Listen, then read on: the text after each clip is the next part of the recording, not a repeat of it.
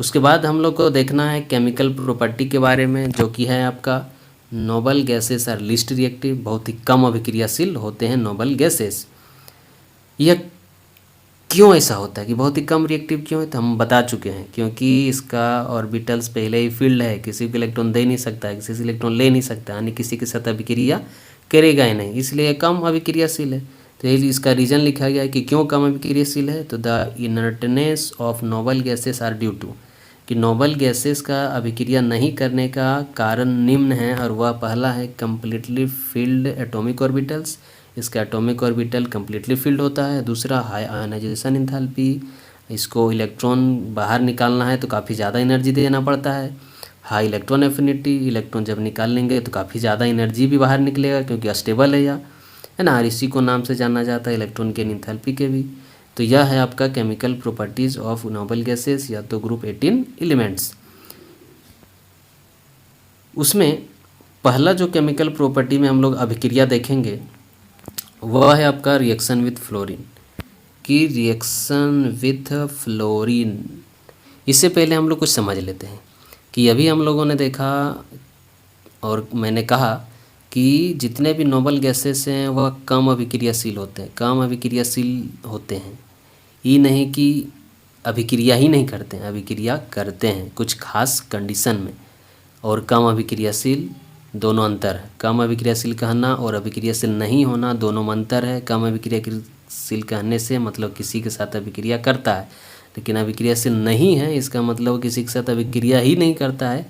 तो अभी हम लोगों ने देखा कि नोबल गैसेस कम अभिक्रियाशील होते हैं, मतलब कुछ एलिमेंट के साथ अभिक्रिया करते हैं।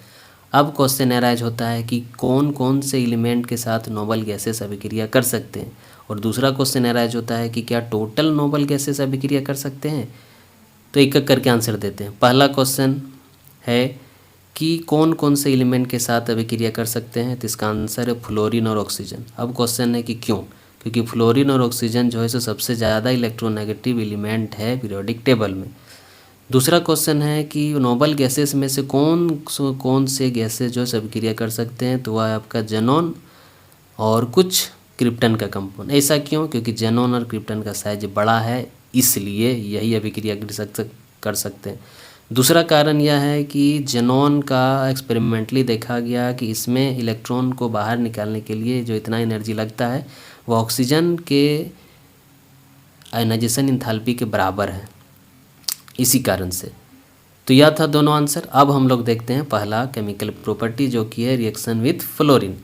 तो जब जेनॉन को F2 के साथ मिलाया जाता है टेम्परेचर 673 केल्विन तो बनाता है जेनॉन डाइफ्लोराइड। उसी तरह से जब जेनॉन को 4 फ्लोरीन से मिलाते हैं 893 केल्विन में बनाता है जेनॉन टेट्राफ्लोराइड। उसी तरह से जब जेनॉन को 6 फ्लोरीन से मिलाते हैं 573 केल्विन और 60 से 70 बार प्रेशर में तो बनाता है जेनॉन हेक्साफ्लोराइड। उसी तरह से जब जेनॉन डाइफ्लोराइड को डाइऑक्सीजन डाइफ्लोरीन से हम लोग ट्रीट करवाते हैं तो बनाता है जेनॉन टेट्राफ्लोराइड प्लस ऑक्सीजन। या तो first chemical property reaction with fluorine. दूसरा है रिएक्शन विथ वाटर, अभिक्रिया किसके साथ, तो जल के साथ। तो जब जेनॉन टेट्राफ्लोराइड को वाटर के साथ अभिक्रिया कराते हैं तो 2 हाइड्रोजन 2 फ्लोरीन बना लेगा 2HF।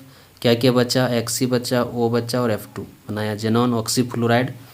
उसी तरह से दूसरा जब जेनॉन हेक्साफ्लोराइड को वाटर से मिलाते हैं तो 2 हाइड्रोजन और 2 फ्लोरीन बनाता है 2HF और बाकी जो बचा साथ में लिख दिए तो जेनॉन ऑक्सीफ्लोराइड यह भी है, लेकिन जेनॉन ऑक्सी टेट्राफ्लोराइड हो जाएगा। उसी तरह से जब जेनॉन हेक्साफ्लोराइड को पुनः 2 मोल ऑफ वाटर से मिलाते हैं तो यह बनाता है जेनॉन डाइऑक्सीजन डाइफ्लोराइड और बनाता है 4HF। उसके बाद उसी तरह से रिएक्शन और एक है जेनॉन हेक्साफ्लोराइड को जब 3 मोल ऑफ वाटर से मिलाते हैं तो 3 दूना 6 हाइड्रोजन और 6 फ्लोरीन 6HF और बनाएगा जेनॉन ट्राइऑक्साइड। यह था दूसरा अभिक्रिया जेनॉन का वाटर के साथ। इसके बाद जो है तीसरा अभिक्रिया वह है रिएक्शन विथ हाइड्रोजन, हाइड्रोजन के साथ अभिक्रिया। जब जेनॉन टेट्राफ्लोराइड को हाइड्रोजन से मिलाया जाता है 2 मोल ऑफ हाइड्रोजन से बनाता है जेनॉन प्लस 4HF। उसी तरह से जब जेनॉन हेक्साफ्लोराइड को 3H2 से मिलाते हैं तो 6 हाइड्रोजन 6 फ्लोरीन बना लेता है 6HF और जेनॉन बाहर निकल जाता है। चौथा जो अभिक्रिया है वह है reaction with fluoride ion acceptors. कुछ ऐसे कंपाउंड जो कि फ्लोरीन आयन को एक्सेप्ट कर सकते हैं उसको बोलते हैं फ्लोराइड आयन एक्सेप्टर्स। तो जब जेनॉन का फ्लोराइड के कंपाउंड को इस सब कंपाउंड से ट्रीट करते हैं तो जेनॉन के एक फ्लोरीन को वह एक्सेप्ट कर लेता है और कंपाउंड बनाता है कुछ इस तरह से। जैसे कि पहला है, जब जेनॉन डाइफ्लोराइड को अभिक्रिया कराते हैं फ्लोरीन पेंटाफ्लोराइड से तो PF5 जो है वह है फ्लोराइड आयन एक्सेप्टर, जो कि HCF2 से एक फ्लोरीन को खुद ग्रहण कर लेता है और बनाता है PF6 माइनस, क्योंकि एक फ्लोरीन लिया है और नेगेटिव चार्ज लिया इसलिए, और चूँकि HCF2 एक फ्लोरीन लॉस किया इसलिए इसमें पॉजिटिव चढ़ जाता है। कुछ इस तरह से कंपाउंड बनेगा। उसी तरह से दूसरा है, जब HCF4 को SbF5 यानी एंटीमनी पेंटाफ्लोराइड से मिलाते हैं तो एंटीमनी पेंटाफ्लोराइड एक फ्लोरीन को एक्सेप्ट करके बना लेता है SbF6 पे माइनस और HCF3 पर प्लस, क्योंकि यह लॉस किया और यह गेन किया। उसी तरह से कुछ मेटल का फ्लोराइड है, M मतलब HCF6 को जब मेटल के फ्लोराइड से मिलाते हैं MF मेटल फ्लोराइड, जहाँ पर M क्या, सोडियम, कैल्शियम, पोटासियम और मैग्नीशियम। तो जब ये चारों से अभिक्रिया कराते हैं तो क्या होता है कि जो है सो HCF6 फ्लोरीन से मिलके HCF7 माइनस बना देता है और M पर के साथ चार्ज है प्लस, क्योंकि मेटल में पॉजिटिव चार्ज। तो यह था आपका chemical properties of noble gases और ग्रुप 18 एलिमेंट्स। अब इससे भी क्वेश्चन पूछा जाता है एग्जाम में स्ट्रक्चर को लेकर कि जेनॉन के कुछ कंपाउंड्स का स्ट्रक्चर, जो कि एग्जाम में हर साल अभी प्रीवियस ईयर में भी पूछा हुआ था। तो देखते हैं इसके कंपाउंड्स का स्ट्रक्चर के बारे में। स्ट्रक्चर ऑफ कंपाउंड्स किसका, तो नोबल गैसेस का। पहला है जेनॉन ऑक्सी डाइफ्लोराइड, और किसी भी मॉलिक्यूल का स्ट्रक्चर निकालने के लिए एक शॉर्टकट फार्मूला हम लोग पहले भी पढ़ चुके हैं और वह शॉर्टकट फार्मूला फिर से लिखा गया है क्या, H यानी hybridization is equal to 1/2 V + M - C + A। भीम का बोलते शॉर्ट में। V क्या इंडिकेट करता है, valence electron of central atom, M monoatomic atom, C positive charge, A negative charge. अब देखते हैं जेनॉन ऑक्सीफ्लोराइड, सेंट्रल एटम है जेनॉन और सभी नोबल गैसेस का वैलेंस इलेक्ट्रॉन कितना होता है, 8 होता है। तो V की जगह पर 8 हो जाएगा। मोनोएटॉमिक किसे कहते हैं, तो जो एक बॉन्ड बनाएगा या तो जिसका वैलेंसी 1 है। ऑक्सीजन तो 2 बॉन्ड बनाता है, फ्लोरीन 1 बॉन्ड बनाता है, तो इसका वैलेंसी भी 1 होता है, तो 2 फ्लोरीन इसलिए 2 मोनोएटॉमिक।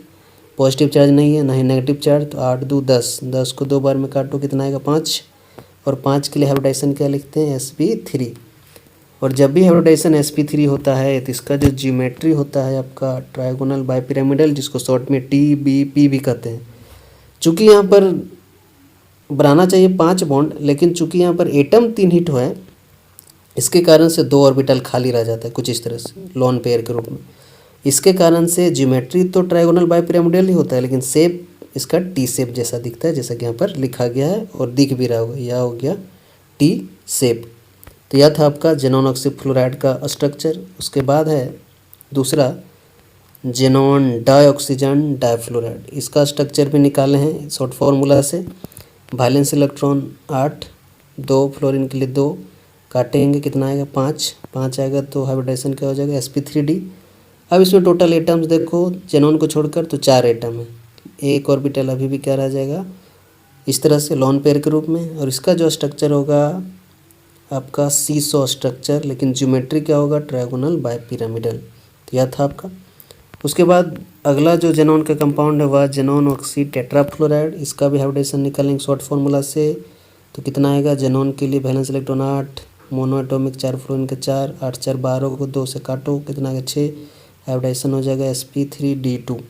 और इसका ज्योमेट्री का होता है ऑक्टाहेड्रल, चूँकि इसमें होना चाहिए 6 एटम लेकिन है मात्र 5 ही, इसलिए इसका शेप हो जाता है स्क्वायर पिरामिडल। और यह शेप कुछ इस तरह से दिखता है जो कि यहाँ से यहाँ तक ड्रॉ किया गया है। उसके बाद चौथा जो इसका मॉलिक्यूल है वह है जेनॉन हेक्साफ्लोराइड। जेनॉन हेक्साफ्लोराइड, उसी तरह से आपका जेनॉन ट्राइऑक्साइड, उसी तरह से है एक लास्ट आपका जेनॉन टेट्राफ्लोराइड। यह तीनों कंपाउंड को खुद से एक बार ड्रॉ करके देखोगे, क्योंकि हम लोग बहुत सारे कंपाउंड का स्ट्रक्चर पढ़ चुके हैं और कैलकुलेट करने के लिए भी सीख चुके हैं। और नहीं समझ में आए तो इसका आंसर एक बार ज़रूर देखें, आंसर देख के समझ में आ जाएगा, क्योंकि हम लोग इससे बहुत सारे क्वेश्चंस बना चुके हैं।